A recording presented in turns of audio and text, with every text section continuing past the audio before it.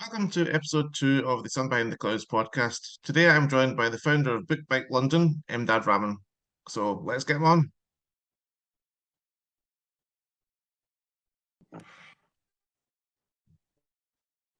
Hey Emdad. Hi. Yeah.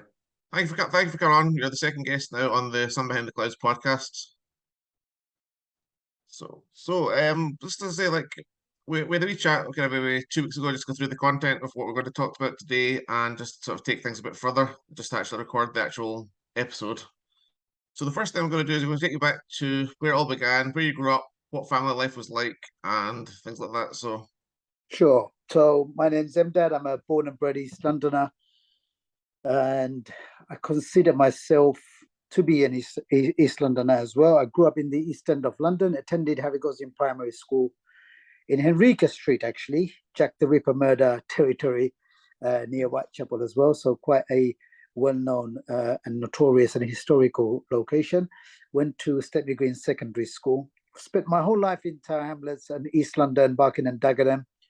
I work still in Tower Hamlets. That's my employment there. I volunteer still in Tower Hamlets and all over East London as well. So I'm very much a part of the fabric of Tower Hamlets, Newham, Barking and Dagenham, and also Hackney. So East London is within my blood, and I absolutely love it. in terms of do you have any siblings or do you have any? Yeah, I'm one of 7 siblings. Second in line. I've got an older sister. We're very close. We're a very close knit family. Most of us live in Tower Hamlets and Barking and Dagenham. Are your parents still there as well? My father passed away last year. My mum is still alive. So we Sorry to take hear that. that. Thank you. Okay, just with regard to you as a Muslim, Emdad, how do you sort of, what would you say as the term a modern day Muslim? Maybe then a better way to put it. So I would consider myself a Muslim, full stop. Some people have different terms. This could be because of lack of understanding. I tend to be a bit harsh on people who try to label Muslims as moderate, immoderate, this, that, the other. A Muslim is a Muslim as far as I'm concerned. In terms of engagement also, I've got very, very strong feelings. I do believe, just like anybody else, Muslims do get a lot of undue and bad publicity for the act of a few. I also tend to find that a lot of people who may accuse people like myself, because I'm very outwardly Muslim, I may not be a great Muslim in practice, but I do look like a Muslim. I tend to face people like myself, not tend to face, but have faced discrimination all our lives. I'm a strong character and an individual. I take it in my stride all the time. I challenge it, articulate in an articulate manner, an eloquent manner, as and when possible. A lot of the times that I found that when I have actually spoken up, it's put a dummy in a lot of people's mouths, because their preconception of me was somebody who doesn't know how to speak English. So in the first instance, I might have been verbally abused by someone. When I verbally challenged them back, they cowered into the shadows. Unfortunately, not everybody is able to do so. They may not understand the language, or they may feel very, very afraid to do so. So I do tend to think that people often use the arguments, are you a moderate Muslim, assuming that a moderate Muslim is somebody, the most important thing to remember, a Muslim is a Muslim. This is what I try to promote with my children, with anybody I'm mentoring, with kids that I train. If they ask me that by you being a good Muslim, you are by default a good citizen. I am not prepared for somebody who doesn't understand me as somebody who's born and brought up in this country, and who is probably more British than a lot of British people as well. So I'm not prepared for someone to box me in and to put a tick box around me and to categorize me as they see fit. As far as I'm concerned, I am at ease with my faith as a Muslim, as most of us are as well. And I feel that my faith is a huge and important factor in the things that I do. Yeah, and I think that's important a lot because I think in modern society, especially in Britain, the sort of faith of Christianity, which is obviously which is the historic faith of the UK, seems to be dwindling. Whereas I think Islam seems to be very strong still in terms of society, its presence within the community. It does definitely seem to have more emphasis on the faith compared to other faiths nowadays? I wouldn't say Christianity is dwindling in general.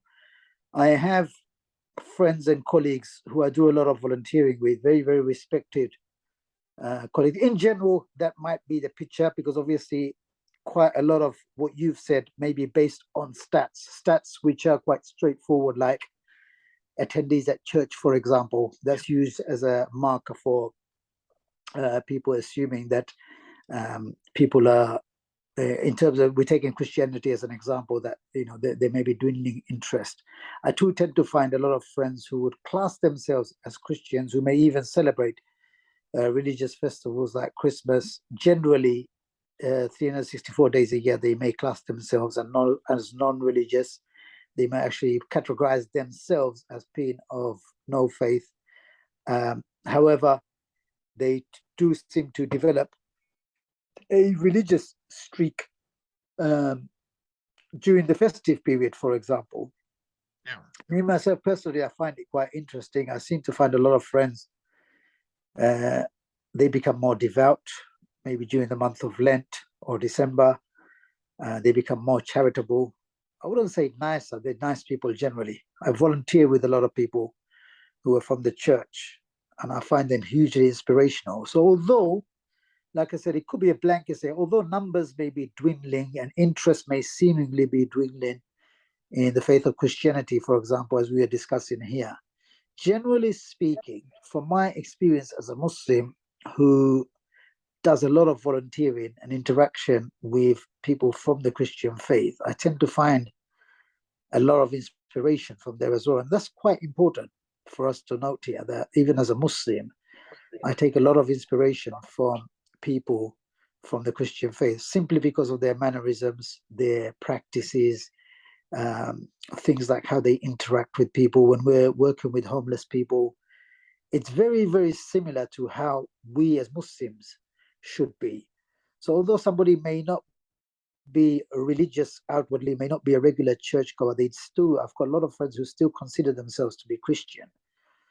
And again, religion is between a person and God alone. Who am I to pass that judgment whether they're a true Christian or a true Muslim or not?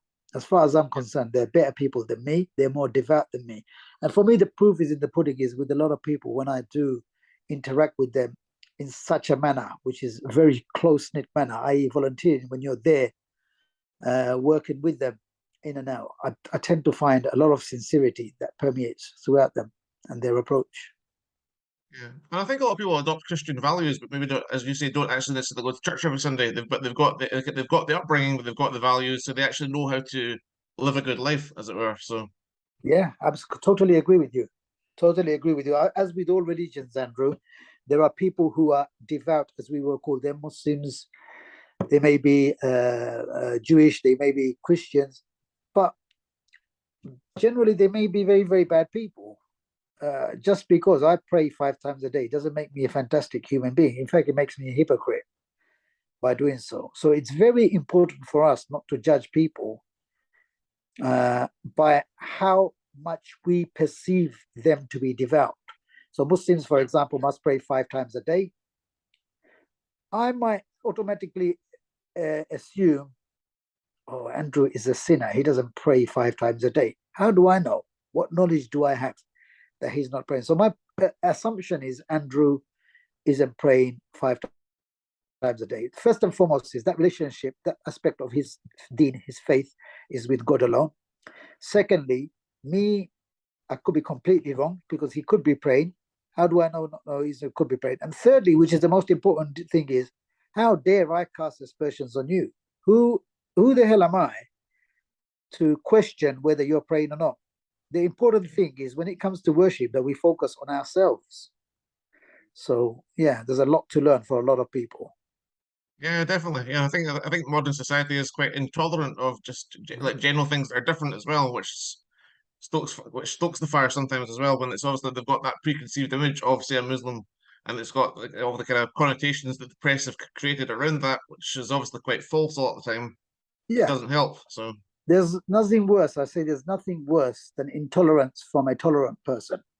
So a lot of people, they classify themselves as moderate, tolerant, you name it. They give themselves, they self-label themselves, etc., etc. But tend to find there are some of the most intolerant people going. And like I said, our picture and our understanding of each other is often shaped by. We shouldn't, like I said, we shouldn't be naive to allow other entities to form our opinions. So I shouldn't allow other entities to form my opinion of you, Andrew, as a person. But unfortunately, we do allow that to happen. You know, the media is a big example. We enable it to shape our thoughts on people. And often is the case that we have not even said hello to a single person. Me as a Muslim, I tend to find a lot of people steer clear of me. Having said that, I do use the example of me litter picking, for example. When I litter pick, a lot of people who would otherwise not even look at me because they may be fearful of me. They may, you know, they might have prejudice towards me. But I tend to find a lot of people, like when I do litter picking, for example, they come and have a chat and we become friends, even if it's for 5 minutes. I may not ever see that person again. So sometimes what it is, our common values, what it does is we need to have the mindset that, you know, unfortunately what happens is you'll get a lot of people who have probably not interacted with a person of a certain faith for even 60 seconds, yet their worldview of them is based totally on hearsay or even, you know, facts, lies dressed up as facts, if I'm being a little bit, you know, heavy-handed here as well. But they've never made the effort to actually go out there and interact with a group of people. But they very easily enable themselves to be manipulated into a mindset towards that group. Yeah, I think that again, modern society is very bad for that with social media and various other forms of media. It's just it produces that kind of false image, which doesn't help that group because there's obviously a preconceived idea, which is obviously the wrong idea. It's Yeah, also absolutely. a big part of your faith is obviously your pilgrimage to Mecca. Yeah. Is that something you've done? I presume it's a thing you do on many occasions throughout your lifetime, is it, or just the once? I'm Yeah. not, So I'm there not, is, yeah, it's incumbent upon those who are able to do so. The most important thing to remember is this: those who are able to do so. So if you're mentally fit, if you're physically fit, don't forget as well, completing the Hajj, which is a pilgrimage we're talking about. It is only incumbent upon a person once in their lifetime if they are able to do. Obviously, people go several times. If you fit the criteria, it is incumbent and obligatory upon you once. It's one of the 5 pillars of faith, fundamentals of our religion, and it is for many people a life-changing moment.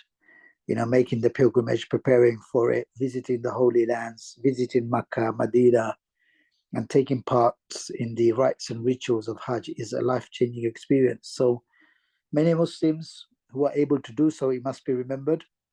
Like I said, you know, if you're physically fit, if you're financially capable of doing so, if you're sane of mind, many people will do this. yeah. How many times have you done it so far? I've done it Emdad? once, and the smaller Hajj, which is known as the Umrah, it's not a Hajj, it's the smaller pilgrimage. I've done it a few times, but the Hajj I've completed it once. Yeah. What would you have said it was a life-changing experience for you, or did you actually learn? Did you learn something from that experience? Absolutely, you can't fail not to be enlightened. It's like I said, it's a life-changing moment for the majority of people. It's illuminating. It's just magical throughout. So um, people who go to the Hajj, they will come back as changed people. Some going forward, the it's like the it's like the magic dust. Some may Yeah. choose to change their lives for the better going forward. Some may come back, and we're human beings at the end of the day.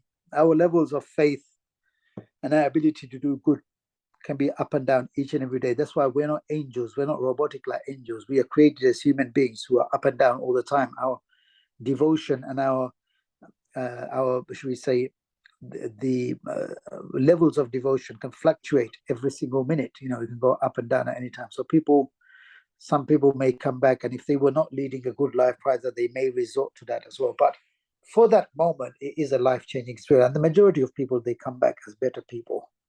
Yeah, I've seen footage online of when you walk around in the circles towards the towards the middle. And that it looks quite a kind of quite a scary experience, but I think it would be quite as a if you're part of that faith, it would be quite a kind of awe, like a moment of awe when you just actually see everything for the first time. Yeah, yeah. I mean, once you're like I say, there's nothing like there's no experience like being on the field itself. Like, so when you're on the field of play, as we say. So the Yeah, difference is you go and watch Glasgow Celtic and Glasgow Rangers play. There's the fiery atmosphere you have in the crowds, yeah, which is stoked by passion, history, sectarianism. It's just the perfect storm in the crowd. And then you've got the players, the 23 players who are on the pitch, and it's a completely different. You're in the cauldron. It's very much a case of the whole world's watching because of satellite TV and the internet. The whole world watching. Some people could be feeling, "Oh, this is really scary," this or the other. But then it's the 22, i.e., the people who are performing the Hajj and the Tawaf, as it's called, around the Kaaba. yeah, It's just magnificent being there, and it's something that you wish to savor again and again. yeah. So I'm not So you think comparing it to an Old Firm derby, but I've just no, used it as an example of what it is. It's like being in a yeah, cauldron. You've got yeah, a very special feeling in the stands with all the ingredients that I've described there as well. But for the 22 on the pitch, yeah, it's something they've dreamed about their whole life and something that they will treasure for their whole life. yeah. And is it only men that do that, Imdad, or do women do this as well, or is it a Yeah, different process for women? no, no, absolutely the same.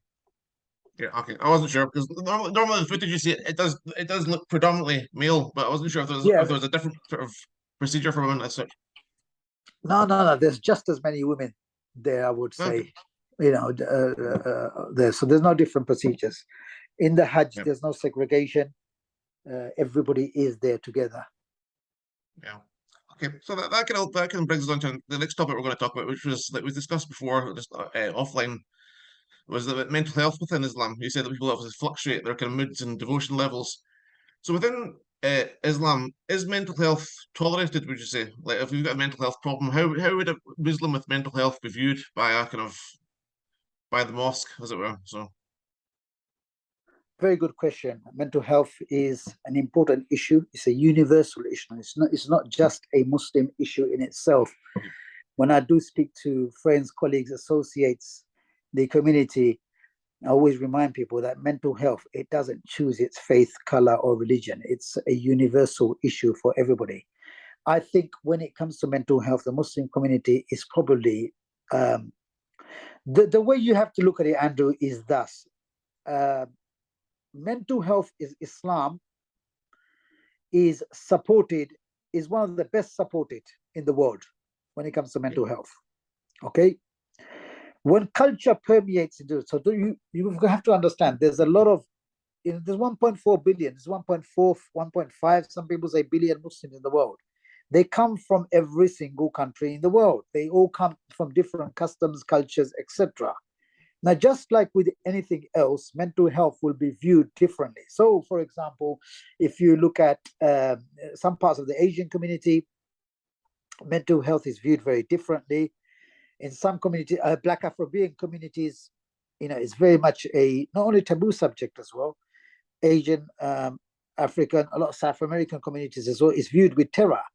In a lot of communities, because of ignorance and lack of education and awareness, don't forget, it's not just prejudice. We can't just turn around and say, oh, these people. A lot of us in the West, what we tend to do, and this is me included here as well, those who are from an ethnic background, we seem to always take we always seem to think that we're higher up in the pecking order. We seem to think that we know better than other people, etc., etc. We like to pass judgment on other people. We still believe a lot of these people. We will not say outwardly, but with our body language, our interaction with them tends to suggest that these people are still living in caves, this, that, that. In fact, if you travel, you will see that mental health support, even though it's very primitive in many countries, simply because there is no financial support available to help tackle it. The level of support, love, affection, devotion that a lot of people receive with mental health support is outstanding. Thereupon, also in certain communities, mental health, there's a fine line between mental. So, for example, if we look at Black Afro-Caribbean communities, West Indian communities, or even South Asian communities, when it comes to Muslims also have it's a fundamental part of our belief to believe in the spiritual world, for example. Yep. spiritual possession. It's a part of Christianity as well. Now, I would have friends who would laugh me out of sight for even suggesting that. They would say, "Oh, you're an intelligent man. You believe it." Absolutely, we believe in it as well. Just because you don't believe in it and I do, and you dismiss me, doesn't. But do I look like an irrational person to you? So I always explain to professionals when I work with them that you may come across families, for example, who there's a fine line. They may not be able to distinguish between mental health and what they believe to be spiritual possession, for example. Some people may Yeah. think this person is not mentally affected. It's amazing. There's so many different scenarios. In some communities, there will be denial. They will much rather admit Andrew Brock is possessed by spirits rather than Andrew Brock has had a mental health breakdown. In another community, it will be because of the nature of the taboo, how taboo is that subject. So I think from my faith perspective, we are extremely well equipped when it comes to support. From my travels, I've seen the respect, and this is very hardly portrayed. So I've been in villages in Morocco, in Ghana, where I've seen lack of resources on the next level, but they have a lot of, like I said, love, devotion, and a lot of support. I went to Bosnia recently, and I went to visit a charity. Well, Emmaus. Emmaus is from France, but they have a support group in Bosnia, and they had a whole complex. And the level of mental health support within that complex would put us to shame. And they operate, Andrew, on a shoestring budget, but it's their dedication and it's their commitment and it's their willingness to learn from people like you and me in Western countries and to pick up tips and good practices and implement them. Remember, implement them. That actually puts them ahead of us in terms of their support. So in certain cases, and I'm talking about Muslim countries because you asked me about the Muslim perspective, they would put a lot of other communities and countries to shame simply because of the implementation of the ideas and the compassion that they have. Yeah. And it's probably and they want to learn as well. I think that's a big thing as well. Like a lot of if you try and speak to mental health in Britain, a lot of people are just shut down automatically because they don't think it's important or they don't think it's relevant to their life because it's not something they've experienced. But I think Muslims do seem to be a little more kind of understanding and generally more compassionate people when it comes to like understanding of other people's what problems, as it were. Yeah, I agree with you, and I'm saying this as a Muslim. And we do like to, like I said, we don't always get the credit, but that doesn't necessarily mean that I need to also fall into the trap. I need to, if Andrew is accusing me of being a bad human being and somebody who's antisocial and who's somebody who's anti-West, it's my responsibility to engage with you to argue otherwise. So we can have a stand-up row, an argument, which is not always helpful. But then I can say, look, Andrew, why don't you come on my soup? Because I've got nothing to prove. I'm a bit, I don't know if it's arrogant, but I'm a bit straight, like straight in those matters. I'll say, if Andrew Brock seems to think I'm this, that, the other, that's his prerogative. But he's more than welcome to come and join me. And you know what it is? He's probably a bigger himself because he's never accepted my invitation to come and join me on a soup kitchen or to go and deliver a book in the community or to go and do some outreach with the homeless during the cold winter months. But he's perfectly capable of sitting there on his keyboard and writing ill stuff about me. But he's not out there to do anything. So, yeah, I would say that we are actually very, very tolerant. And like I said, there's a lot of cases, though, where culture permeates and gets mixed up with religious practices. And because of that, we do have a lot of gray areas and we have a lot of cases. I wouldn't say a lot of cases, but we have a significant number. But it's the same as any other community where might be malpractices involved, for example, when it comes to mental health. Or people may not take up treatments because of their superstitions. Now, the great example you have there is people who believed in the COVID theories, COVID conspiracy theories. They refuse to take it because it sounds dumb. You and me talking about this, but there are people who refuse to take the COVID injection because they thought they were being microchipped at the same time. I mean, you and I can laugh about it now, but the worrying thing here is this is firm belief of someone. This is somebody's firm belief. So you and I can have a little joke, we can have a laugh and think, oh, that sounds really pathetic. But the reality is somebody actually believes that. Now, how do you engage with somebody? And I'm not saying I'm going out there to engage them or disprove them. That's not up to me. But the engagement part may be difficult because they simply don't believe otherwise, Yeah, because I think they've put a lot of people shut down automatically. They'll believe that, and that's the only belief. They won't shift from that. That's the problem. And they're Yeah, always first. They're first to criticize everyone else, but last to actually change their opinion. So totally agree. For some people, Andrew, for them to criticize me and to have me as a bogeyman is far more profitable. Like I said, Emdad, the Good Samaritan, is not going to sell a huge number of papers. I might, but Emdad, who's doing illegal stuff and doing stuff which is not supposed to do, that's very interesting to a lot of people. It feeds into a lot of people's stereotypes. It sells a lot of newspapers. It creates a lot of headlines. yeah, it stokes that fire for a lot of people. So yeah, it does, which is a sad thing.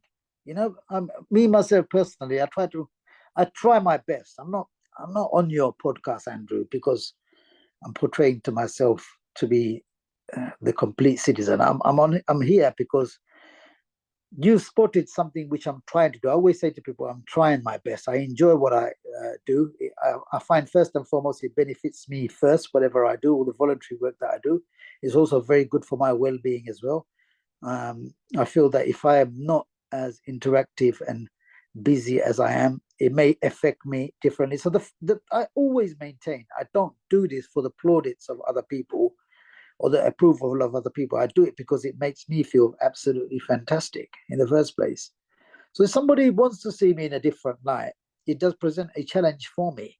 And it also adds a little bit of discipline, because the first thing for me to do is naturally shout out, "Oi, Andrew, do you know what I do? Beep, beep, beep." And then I say, you know what? I've just rolled out a whole load of testimonies for myself.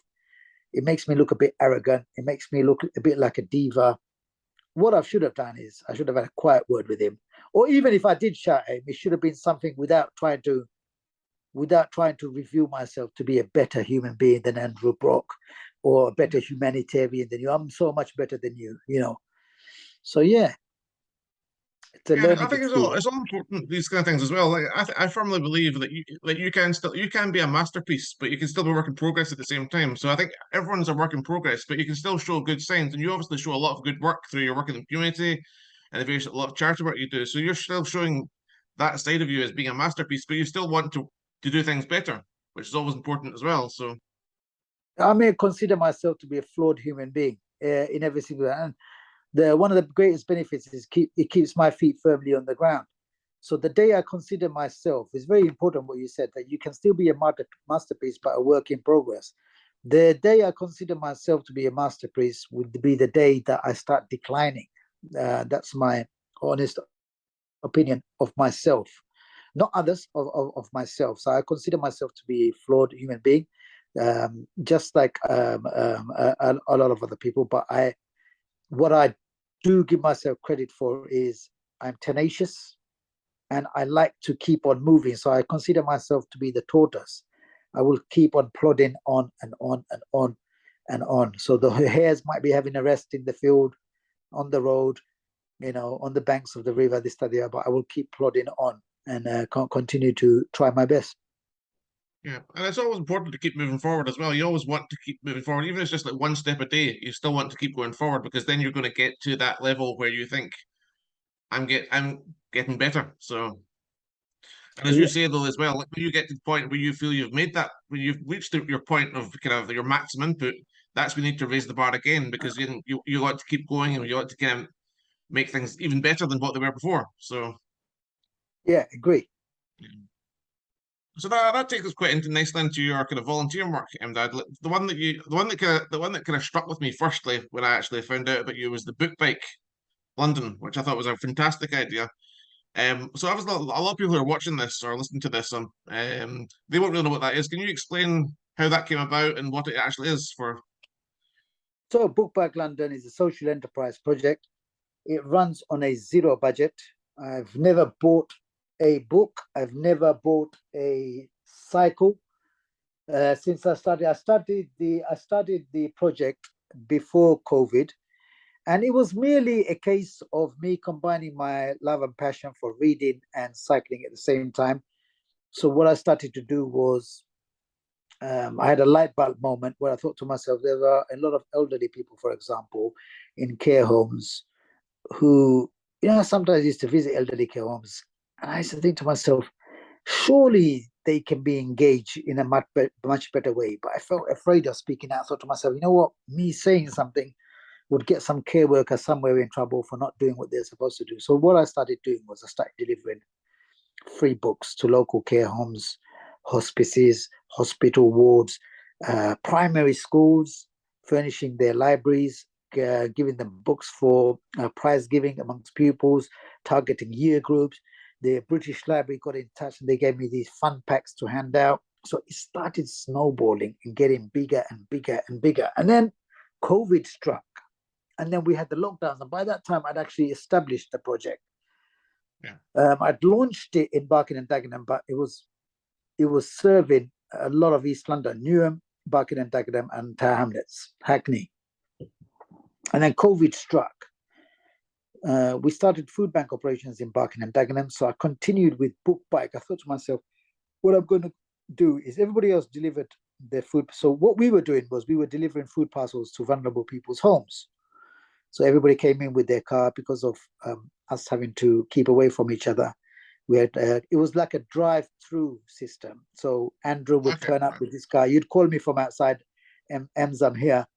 So you'd stay in your car. You know how careful we were, how terrified we were. Do you remember those days, Andrew? We were so careful. Yeah, it was crazy. The instruction was, Andrew, you do not come out of your car. When you get there, you call me, you open your boot, and you sit inside the car. I will come out with the packs, with the addresses on them. I will put them into your boot, shut your car, and you drive off. Yeah, and I already texted you the addresses. So, we were doing all that. But what I was doing was I was delivering my books, my food parcels via Book Bike London, and I was delivering a parcel and a book at the same time. So with COVID lockdown, my project went into overdrive because I discovered very, very quickly, for a lot of people, lockdown was great because they thought to themselves, yippee, I can play, I don't know, what do they play nowadays? I've forgotten the name of that game. Anyway, they thought to themselves, we can play our favorite console games now non-stop, day and night, no school, no nothing, no work, working from home. But I discovered very quickly during that there were significant number of people who did not have the luxury. Fortnite, I'm talking. So some of the kids would say to me, I can play Fortnite day and night now. But I discovered a significant number of people did not have the luxury of having internet connectivity. So they were in the real pickle. And a book for these people became a lifeline. So I was giving some people 2 books a week. And that's what they described it as. They described it as a lifeline because they didn't have they didn't have newspapers, they didn't have the internet, and they were reading books. So I used to drop them off. And then the Sky TV got in touch. They saw me on social media. Russell Howard's team. Yeah, I saw the clip of that on YouTube actually. So they came and recorded me for 3 days. And after that, the project has gone into overdrive. So by Christmas 2022, I'm on the road to, as I call it, I'm on the road to 10,000 books. But people are coming from Glasgow. You never know, it could be one of your... But a lady came from Glasgow, Andrew. She traveled throughout the night. I asked her to meet me outside a certain school. When she came, she messaged me. I went out, took a whole load of books from her, emptied her car boot out. I said, come inside, let's have a cup of coffee. She said, no, I've got to get back. I looked at her in a confused manner. I said, but you've just got here. So my assumption was she was coming to sightsee in London or visit friends or family. Yeah. At the same time, she dropped me books and, then do her whatever she needed to do and go. But the reality was she traveled throughout the night to come and see me and drop the books. And as soon as she mission accomplished, she was heading straight back to Glasgow. It was astonishing. So it was that 10-hour round trip for 10 minutes, basically. So exactly, and it wasn't even that. That's a perfect description what you've just said there. So it were people like that. They were coming over, selfless people like that. They were coming over to give me books, and like I said, the project's gone from strength to strength. There is a real role for something like Bookmark. I've never copyrighted the name. I want this to be a concept which is open to everybody. People are free to use the name. People are free to use the concept, and people should, because bicycle, if I'm visiting you, Andrew, I don't have to worry about me getting a ticket outside, I can stand on your doorstep. Like I said, I just call it doorstep visits. So I can stand on your doorstep and speak to you for 60 seconds, hand you your book, hand you your food parcel. I don't have to worry about getting a ticket. So it's very much personal in nature, but also at the same time, very good for my own well-being. Yeah, So very much so. I've got a lot of How far respect do you cycle a day, roughly, Emdad, do you think? between 10 and 20 kilometers. Yeah. And you've got a set route for like say every Tuesday. Do you do the same route every Tuesday, basically, or do you have different No, routes there's planned? different routes all the time. So, but what I Yeah, will do is, if I've got Andrew for a weekly book, and say that's on a Monday like today, so it could be a direct route to you. But 9 times out of 10, what will happen is Andrew's. So if I'm coming to visit you at lunchtime on a Monday, I do it during on that day, I might have 3 more people already there. So what I would do is I would plan them to coincide with your visit. yeah, So somebody's on 2 streets away from you, somebody's a 5-minute drive from you as well. So what I would do is, if I'm coming, so you're set, I'm going to come and see you every Monday with a book. But on certain days, it could be there's 3 people in your vicinity who I'm also going to visit as well. So I kind of plan it out. And I think when I'm going to visit Andrew, it's a good idea for me to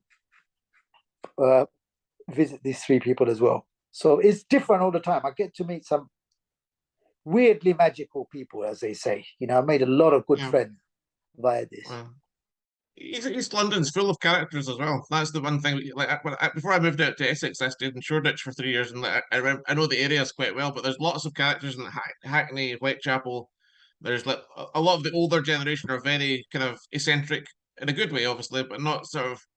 But you don't necessarily see that in other parts of the country. But they've obviously been shaped by obviously with all the changes that London's been through, but still got very true to themselves, which I quite You've like. you've totally hit the nail on the head. It's absolutely that. It's a wonderful. It's a cauldron, isn't it? As we use the word cauldron quite a few times. Yeah, It's a cauldron with a wonderful and weird mix. I like to put the word weird in there, but I like to use it in a positive way as well. It's a wonderful and weird mix. yeah, But generally speaking, it's quite delightful. It has the location has its issues, just like anywhere else. There's also intolerance, should we say? There's racism there as well. There's a lot of issues to be dealt with. But overall, it's a great place to live and work. yeah, for sure. So, apart from the book bike within East London, what other projects have you got going at the moment within East London? I know you did some work for the Samaritans and Dementia Care UK. Is that was that within East London as well, or was that just a more general help? So Samaritans are volunteers, a fundraiser. I do a lot of running for them, etc., etc. There was a shout 85258. I think Prince William is a patron. I could be. I stand corrected if he's not, but he was involved. He's also volunteers. So I was a shift volunteer for a while with them. I've stopped volunteering for them now, and I do something called Dementia Friends. So I'm a Dementia Friends ambassador. So I deliver information awareness sessions on behalf of the Alzheimer's Society. It's a role I really value and I feel strongly about, even though there's no immediate members of my family who are affected by dementia or Alzheimer's disease, but it's a great role and I've met some wonderful people throughout, and that's continuing. The role itself has changed. I've had a refresher course completed in the last few days, so I want to retain my position as a dementia. We used to be known as Dementia Friends Champions. Now we're known as Dementia Friends Ambassadors. So Okay. Alzheimer's Society have requested that not only do we deliver information sessions, but we also contribute with fundraising and raising awareness and publicizing. And because I find it as such a wonderful charity, and also for me, the criteria is the people I work with, if they're respectful and if they value you, you always want to do that little bit extra. So I'm happy, I'm very much happy to retain my interest and volunteering with the Alzheimer's Society. I also run a homeless soup kitchen, Stratford City, once a week. So we serve homeless friends with fresh hot food on a weekly basis. I'm part of the Docklands Community Initiative. So Docklands Community Initiative and Docklands Football Club are two separate projects, but they're intertwined, should we say, because of the people who are involved. Docklands Community Initiative runs a weekly food bank, which I'm a part of. I'm a volunteer. My chairman there, Sunu, he's also my chairman at the Docklands Football Club. So you can imagine it's like two families working together. So we run a weekly food bank. We also do home deliveries through Docklands Community Initiative.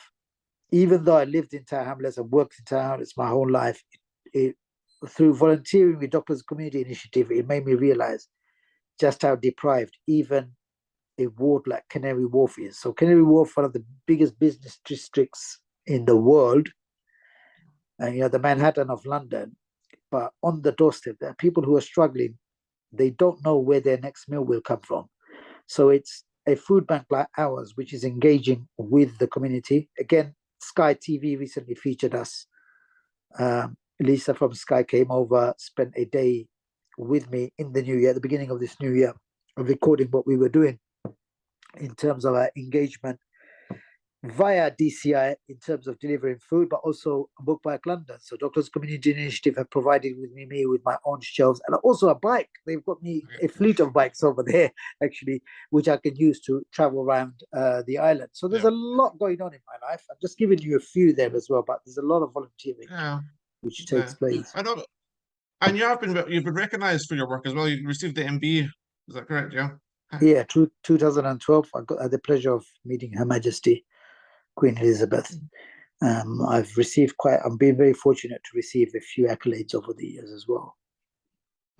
How did you receive that information? Did you get a letter in the post, or how does that all process work? Yeah, it's very much the old-fashioned way. I wouldn't say they send a pigeon, but they do send you a letter, first-class post, Andrew. And what happens is Her Majesty's office, they inform you of a decision which has been reached regarding you. And the process is you accept or decline at that moment. You send something back in writing. So sometimes what you do is when you see those publicity cases, sometimes where you get those very public cases where somebody has turned down a Queen's Honour based on, should we say, the historical differences and things like that, they usually have an opportunity to turn it down a month before, because a month before the official date when your names are published in the Gazette, yourself, so you can accept it or choose to decline it at that moment as well. So yeah, it's quite a straightforward process. Okay, cool. When you're deciding what projects to get involved in, have you got a criteria that needs to meet before you choose to volunteer with that project, or do you just go with gut instinct, or what's the? Very simple one. A very good question, by the way, Andrew, because I do feel quite strongly about it. Because it's volunteering, I can choose to be picky.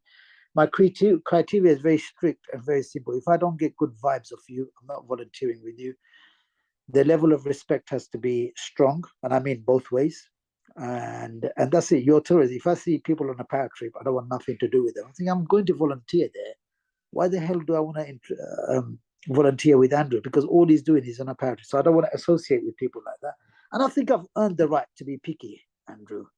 So I'm not you spend so volunteering. much time volunteering, so you don't want to waste your time as such. You don't want to waste your time with a cause that's maybe it's not a non-suitable cause, but it's just a cause that you don't really feel strongly about, or the people involved with it don't have the same passion as you would have for it, or that kind of thing. So I mean, I've mentioned some volunteering roles here, which I'm not doing simply because the chemistry I've had with people has been counterproductive to what I'm trying to do. And it's like I'm thinking to myself, if I'm going to volunteer, I want to have the feel-good factor myself. I'm not getting paid for it, but I definitely want that feel-good factor and that satisfaction.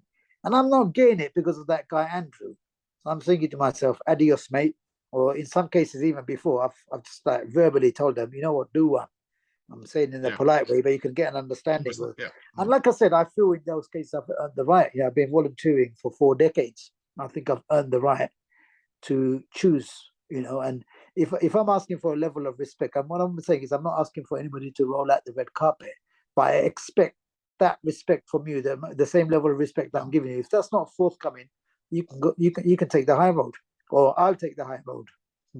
Yeah. And I would say that's understandable, to be honest with you, because obviously, like, as I say, you spend so much time doing it, so it's got to be kind of mutually beneficial for everyone. So Yeah, and you can only exact positive change if the people around you are supportive. But like I said, it's one bad apple can have a negative effect on the whole team. This is why when we work as a team, we always advocate values which are similar to all of us. They say, look, what we want to do is we don't want to do something which is negative to the message. I had a volunteer a few weeks back on my team who spoke to a service user and a patron, as we call them, in a bad manner. Within weeks, that person had been told to take a walk, simply yeah, because that the volunteers couldn't digest the fact that they witnessed them being patronizing and almost semi-aggressive to a person who just wanted an extra food parcel. They didn't even still so things like that make it. If I see somebody on the team who's like that, I wouldn't want to associate myself with them. I'd say, right, either they go, or if they've got no other options, what I would do is I would say, Andrew, this person, these are my concerns regarding this person. I am going because I don't think, you know what, I don't think I can keep my mouth shut and disciplined in the long term going forward. So it's like you said, if you're going to contribute, volunteering is magical work, but if you're not getting the satisfaction out of it, you need to move around. yeah, and get that satisfaction. So Yeah. yeah. So as you're such a busy man, Emdad, how do you manage to relax? Obviously, how much like if you're volunteering every day of the year, when do you relax for one, and then how do you like to relax? Is maybe the second question to that. I don't know. I think my methods of relaxation are very, very different. So I think I do it on the go. I might catch something on the iPlayer. I've got a very, very simple taste. So, you know, I don't need to go to a coffee station and sit there for a few hours. I tend to just sit at home and relax, watch something on the iPlayer. I'm generally quite a high energy guy. Yeah. So I don't really get the concept, which is quite strange. I don't know if it makes sense. I don't really get the concept of putting your feet up. In fact, earlier in my life, I used to giggle at people who used to privately. I used to think to myself, but you haven't done anything and you just want to put your feet up and put your slippers on and smoke your pipe. I used to find it hilarious, Andrew. And I used to sit there giggling away at certain people. As I'm getting older, I appreciate that in terms of other people relaxation. I don't think I've yet got it to apply to me yet. So like I said, I'm very high energy. My idea of relaxation is very, very different. I think my idea of relaxation is actually when I conk out, when I go to sleep. I think apart from that, everything else is pretty much all systems go. So you're quite very, very busy body, quite on the go all the time, yeah, pretty much. Yeah, that's why I've always got these strains, and so I've started doing these basic yoga moves now, which help me, in the morning and evening, Okay. because I've always got a little pain and a little niggle and a little because I'm cycling or doing this, that, the other. So I tend to find I'm 46 years of age now that I need to incorporate some stretching into my daily Yeah. routine. So that seems to be doing well at the moment. It's helping me. So, I'm not getting younger now. So I've got to realize that there's certain things I need to incorporate and introduce into my daily life now to just Yeah, if I want to it's something I've maintain. always been interested in is yoga, but I've never really explored it too much, really, to be honest with you. But I don't think I'm supple enough to actually enjoy it too much because a lot of the exercises you do need to be quite kind of. You'd be surprised, Andrew. I used to Mm. you're being quite diplomatic. I used to scoff at people doing yoga. Yeah, Look at these so and so's. But in fact, when I've started doing it, I've actually realized there's a lot of discipline involved, and even when you do basic stuff, you can feel the difference straight away. And the other thing is the misconception is that you've got to be ballet thin, as people say, yeah, to partake in that. It could be very much a case of, I mean, you could even do it yourself. You just go onto YouTube and type in basic self to do yoga or something along them lines. And they give you anything from a 60-second workout to a 5-minute one, which you do on your own. You just put it on in front of you and you just copy the person in the video, but you'll see the differences straight away. And like I said, I'm one who can clearly tell you that you don't have to have a ballerina's build, as they say, or be a stick insect to do it. Yeah, I might give it a go at some point to see how it goes. So Yeah, you'll notice a difference, definitely. yeah, as you say, it's all about discipline and get your body kind of more finely tuned. I think that's what it's meant to be, rather than actually a kind of workout as such. So. Yeah. So we talked briefly again that you mentioned that you were involved with Docklands football as well, but obviously you like football in general. Yeah. We talked before we come on to that you are a big Liverpool fan and Celtic fan, which I was quite surprised to learn. Because obviously Yeah. we being an East Londoner, how did those connections come about for Liverpool and Celtic? I'll be really honest with you. I don't have a big romantic story about Liverpool FC. My cousins were. I think if I had an independent choice, I mean, I'm a Liverpool fanatic. Don't get me wrong, but if I had an independent choice, I would have probably picked the London team. My dad was a Gooner, supported Arsenal. My late father was an Okay. Arsenal fan, supported Arsenal all his life, and my cousins were Liverpool fans. I think that was my first and last influence. Right. But obviously, I haven't looked back since. With Celtic, it was very, very different. Again, it wasn't the Kenny Dalglish connection, because when Kenny Dalglish joined Liverpool, it was 1977, and I was only 1 year or 1 year old. So I would have been too young to know that. But obviously, I saw King Kenny. By the time King Kenny was coming up for retirement, obviously he won the double in '86, and that's the age where I was just starting to. I'd been watching football all my life, but the thing is, I just started really, really concentrate on a football at the age of 80, as an age of 10. That year they won the double, but it was almost the end of Kenny's career by then. So I never got to watch him live. Celtic FC came about simply because I was just an egghead and a nerd, because I was a football nerd and a football brain and an aficionado, football anorak, whatever you want to call it, Andrew. So all these stories I used to just read about Celtic, and it wasn't even just the Lisbon Lions, but it was just Celtic this. And I remember reading about Kenny at Celtic and Danny McGrain, and all that. And I was like, what a team, man. And then I was growing up and I wrote the 1967 European Cup winning team, born within 30 minutes of Parkhead. That's unheard of. In world football, there's never been a situation like that where a team go on to win, become the continent's champions with a team which is built on locals, So Celtic FC was completely different. It's purely through reading and awareness, etc. I became a Celtic FC fan. So, like I said, I never got to watch them, but I read about the heroics of Caesar, Billy McNeil, and Jimmy Johnston. You name them as well. But also the old firm in general. During the 90s, you being a Rangers fan, and during the 90s where Rangers were, and I remember being gutted when you got knocked out. Was it 1992 semi-final? You got knocked out of the European Cup. Souness wasn't manager, and it was Walter Smith, the great Walter Smith, who was a manager then. And I think it was Frank Sauzet, Marseille, who knocked you guys out. That's right. Yeah, it was the first Champions League, as it were. I think we needed to beat CSK Moscow in the last game to qualify for the final. And we drew 0-0. Even being a Celtic fan, I was gutted for Rangers because I got so much pleasure watching them. And it was the first time I got to watch Davy Cooper. Obviously, he's at the end of his career then, because he used to play in the early games, And you remember they used to have those games during the day when they used to play in Hungary and Romania. They used to play at 2:00 on a Thursday afternoon. Yeah. The stadium used to be empty. So it used to be good. Yeah. Yeah, it was that was a very good Rangers team as well. It was just that they were very unlucky that season because fantastic. Marseille were kind of accused of match rigging that season as well. Yeah, exactly. So I felt bad for Chris Waddle, after all that, because they got stripped, didn't they, of the. Yeah, and then Rangers actually signed one of the defenders the following season, but it was absolutely rank rotten. So yeah. I think I'm not sure if he actually scored. He definitely scored a winner in that game, but I wasn't sure if it was the winner in the cup final. It was Basil Bolly, but he definitely scored a winner in a European final. Yeah. So then Rangers signed him the following season. So yeah. So that with football, did you play football as well, or? I manage a lot more now. Yesterday I was playing. I do play. I play, but it's better for me to stay away, so I don't pick up any Yes. injuries that affects my cycling, book bike, and all that.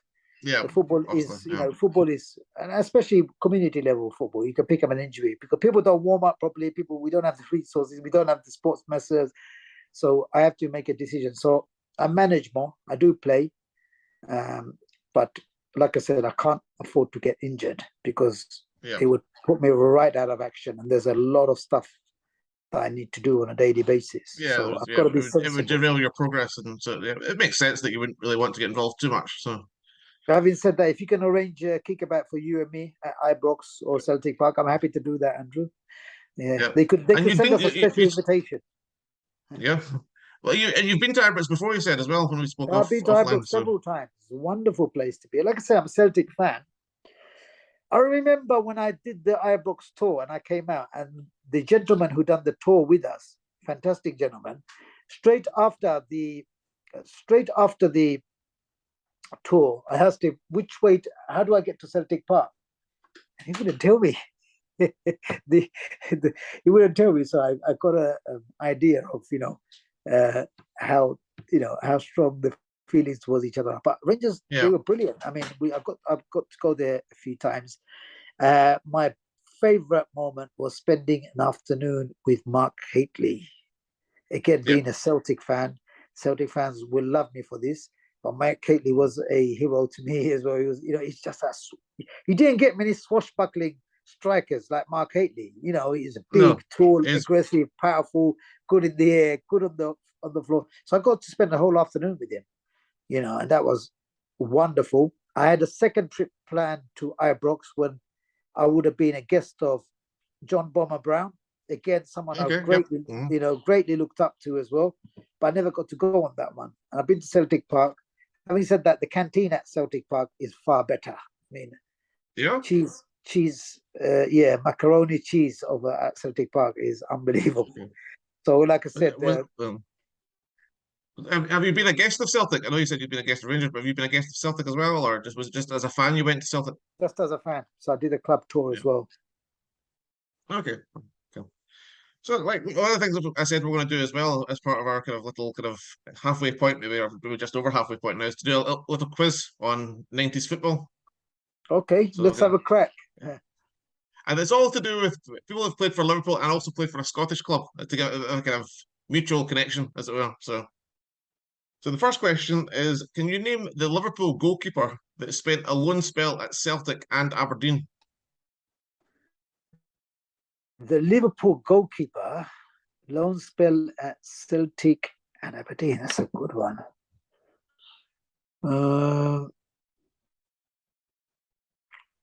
Not Ray Clements, not Grobler. Celtic and Aberdeen. I have no late idea. 90s, if that's a clue. I think in late 90s, Grobler, Sander Westerveld, Mike Hooper. No. Tony Warner. Oh, Tony. Okay. That was quite a difficult one to start with. Yeah. But the second one is again Liverpool based. Is what club did Liverpool sign Alan Hansen? Alloa. Alloa. So Alan Hansen signed for Liverpool from which team? Was it Alloa or Sterling? No, sorry, no, wasn't Alloa. No, Not that one. Ayr. that was Steve Nicol. Steve Nicol from I Ayr. did look at that question. So. Okay. All right. Alan Hansen. Not Alloa. It's a Glasgow club, if that helps you. Glasgow club. No, you got me. Partick Thistle. Oh, okay. So I was nowhere near on that. I wasn't thinking Partick Thistle. And the last question, Gary McAllister had quite a sort of a good spell at Liverpool towards the end of his career. Which Scottish club did he start his career? Motherwell. Correct. Yes. Yeah, So, got one at last. yeah, you scored 1 point. So yeah, so that's the end of the quiz. So just like you're the top of the leaderboard now in terms of the quiz because my last guest scored 0 points in his quiz. So yes. yeah. So, things I found out when we were doing some, and I did some research on yourself, was that you write poetry about football. Yeah. How did that start? Is that always been an interest, or just something that's kind of N- come No, about? it's just something I stumbled across. I stumbled across this website called footballpoets.org, and I wrote them an email to say did they pay Yep. for submissions. It's just a normal email, and it sounded quite cheeky later. And they said, "You should know that poets are always broke." So I thought, okay, so it's definitely not paid. And I just contributed one poem on there, and then I got Yeah. the buzz, and then just I've got hundreds of poems on there now. I've covered Yeah, I whole saw books. that. You seem quite prolific on the poetry front with the poems at Liverpool and just general football Yeah, I trivia did it. a lot of the time. So I think the jackpot for me, I mean, when I say jackpot, not financially, for me was having a poem for each of the title winning season, 2 years ago. So I did a game okay, by game. I also published a little book, which I might have next to me. I published a little book out of that as well, which is good. But if Liverpool go on a yeah, long run without winning the title, it might become a collector's item. you never know. So have you been to Anfield? Yes, I've been there several Yeah. times. So last time I was there was Leeds United. They got hammered last year. Okay. Hmm. Yeah, I've never been to Anfield, but my dad's family are from Liverpool originally. So my dad was born in Liverpool and he moved to Glasgow when he was two. So I've got a connection to Liverpool, but not really any real connection to either team as such. So Sure. yeah. So with regard to the poetry, like again, just quickly on that, did you read poetry before, or did you have an influence when you were anything in mind when you started writing that, or just whatever came into your head, basically? Just yeah, Mm. just yeah. There's no particular reason to be honest with you. I felt inspired enough, like I said, whether you call me an egghead, an aficionado, whatever. I do love football, and after just contributing that first poem, I think I'm pretty good with sentences and words, and quite creative, shall we say. So I Yeah. found it a good way. It was a good way to relax as well. So I'd find myself sometimes very naughtily in meetings, sitting there, furiously scribbling away. And here's Andrew, very impressed, thinking, "Wow, look at that! Look at He's that! taking all Look these at that!" notes and Taking all these notes. But I'm just writing poems. So I'd be like on an all-day seminar. yeah. I'd finish the I, day I with like 4 poems. I'd Yeah, written. I used to do that at university. I used to kind of scribble like when I was in lectures at university. I would switch off in the lecture, but just start scribbling away just little poems and little sort of Yeah, rhymes, and then build a poem around about it. So yeah. So you but get, again, everyone thinks I'm scribbling away because I'm such a bit of a kind of egghead, as you would say. yeah, yeah. It's actually nothing to do with the lecture. So yeah. So again to bring it back to the volunteering again, Dad. If people want involved in the projects you work with, if say someone from Glasgow or from Nottingham or somewhere wanted to start Book Bike in their city. And how would they contact you to get that support that you can offer them to start that facility? I would say the best way, what I tend to do is, because I don't have a professional volunteering phone number, and it drives me nuts. What I tend to say to people who are serious about tips or just want to talk is they contact me via Twitter. That's the best way. I am on Facebook and Instagram as well. Twitter's really good. So I'm on Twitter at Emdad07. People can contact me, and I'm always very happy to offer advice. Um, one of my social media friends from up north has said that they will pay for a trainer coach ticket for me to go up there. They'll accommodate me for 2 days, which I'm quite looking forward to. But what they want to do is they want to spend 2 days with me. I said, look, you don't pay me. I mean, I said, I'd love it if you can pay for my accommodation and travel because it can be quite expensive. And I'm a Yeah, volunteer as well, but I don't need paying for the actual thing. So what one of my friends from up north will do is they will provide me, and this is an interesting one, they will provide me with a train ticket and accommodation for 2 nights. And I will go there and I literally address their team. They've set up a library meeting. I'll sit down with their volunteers, talk to them, do a Q&A as well with them. And also At the same time, what I will do is they've got fledgling projects. I will go there, volunteer with them. We'll do a few social media posts, advise them. So I'll be, you could say I'll be doing a little bit of an audit, but not an audit, if you know what I mean, audit stroke Yeah, consultancy role. to just Just check what's going on, just to give it just your kind because of going on. And glance also over. something like Book Bike London, they want to introduce it. So I'll be telling them how to set it up. Obviously, once they find out how easy it is to set up, they'll be quite pleased. It's something that is very easy. The only thing that you need is consistent volunteers. Hence, I tend to work on my own on this one. I tend to find that if I have other people on certain volunteering roles and we're not all pulling our weight, I seem to think that was never. So, like I said, I do a lot of stuff in group, but there's certain things that just go absolutely solo. So I'm one of those people who are very much adept at working in a group setting, but I'm absolutely delighted also to work as a loner in certain cases, and I think that's good. So I've got wide variety.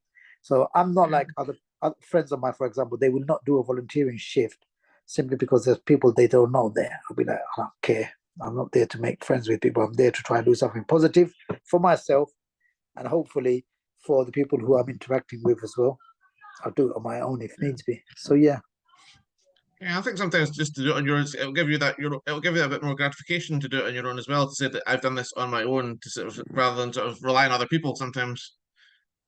And then sometimes if someone did let you down, you'd probably feel quite annoyed. Whereas like if you do something on your own and you don't do it, you've only got yourself like to blame, so to speak. So Yeah, exactly. so like also if someone wants to use MDAD as a role model, say, what advice would you give them to be a volunteer, like a consistent volunteer? What advice would you give those people to sort of become that person? I think if somebody generally wanted to, they had a role model and they wanted to follow them, a few tips that I would always give to them is this: um, always put people first, be authentic, even if it's little, whatever you do. If you do a little, if you do a lot, be authentic and be dedicated. So whatever you do, do it and do it. If it makes you happy, stick to it. The biggest bonus and the best advice that I can give is there's plenty of volunteering opportunities and opportunities to make a difference in the big world outside, but you don't have to suffer to deliver that. There's a lot of pleasure people get from volunteering and making a difference. So be choosy. Choose something which also makes you happy, because the knock-on effect is if it makes you happy, your service towards others will be that much more enhanced. 100%, yeah, because if you're getting something from it yourself, not necessarily a selfish way, but if it's something you're interested in, you're obviously going to probably go a bit extra to make it happen as well. So, Yeah, your productivity and magic gold dust will be that much more. yeah. So, if there anything else that you want to add to our conversation today, I would have any closing words to sort of wrap things No, up. that's pretty much it. So it's been a very interesting discussion with you. I'm really glad I've had the opportunity to talk to you. And I just want to say that, you know what it is, from whatever background you're from, it's irrelevant. Whatever your skin color or your faith is irrelevant. If you are a good person in general, and like I said before, if you're authentic and dedicated, you can make a difference. So we look at people sometimes, we look at their achievements, and we seem to think that this is something which I could never achieve. Some of the most powerful people I've seen in terms of the impact they've had are very, very quiet in the background type of people, but it's been their dedication and their energy Yeah. which has really, really put them on. So never write yourself off as somebody who's incapable or who hasn't got great oratory skills or who could be a bit shy and reticent as well. If you've got the passion, you will find your role and you will be very, very effective at it. I fully agree because sometimes the people who shout about it the most are actually the ones that are doing the least. But then the ones who are just in the background actually doing the day-to-day work or doing the sort of hard grind, as it were, they don't like to shout about it, but they're the ones Oh, that make the most impact. So, yeah, totally agree. Book cool. Bike London is a great example, Andrew. I'm only as good as you. I don't, I don't have a bike. The people have bought me bikes. all over the gaff. I've got bikes all over there. I've got a sponsor, Eastern Cycles on Mile End Road. If I have a tire puncture, he fix it. Whenever I need a cycle, I take it. Docklands Football Club, Docklands Community Initiative. I've got a fleet of bikes for it. Mayor of London, Sadiq Khan and TfL named a Santander bike after me during COVID. They gave me 1 year free membership. Tower Hamlets Council gave me Santander free 1 year membership. So you have to look at the bigger picture. Without the people, I'm nothing. That there is no way, because cycling is a very important pastime, a project, activity, exercise, whatever, a hobby, whatever you want to call it. Books are not cheap, even if you buy them at the cheapest pound books shop set as well. It still adds up. 500 books is £500. Where am I going to get that from? Yeah, definitely. So I am only as good, just on the basis of what you say. I'm only as good as the people around me. There's a generous. It's like me doing the tapping. John Bomber Bryant does all the running. Mark Hakely taps it in. For every Brian Loudrup, there's always a John Brown, over there as well. So, it's some people are architects, but some people are worker bees. Yeah, definitely. Fully agree. So, yeah. So, thank you for your time, Emdad. It's been a really good chat. Really good to get to know you and get to know what you're all about, and just hopefully you keep going with what you're doing and kind of grow, and then just kind of take things to the next level. Hopefully. So, thank you very much. It's been a pleasure. Thanks very much for having me. Thanks, Emdad. Bye. Cheers now. Bye.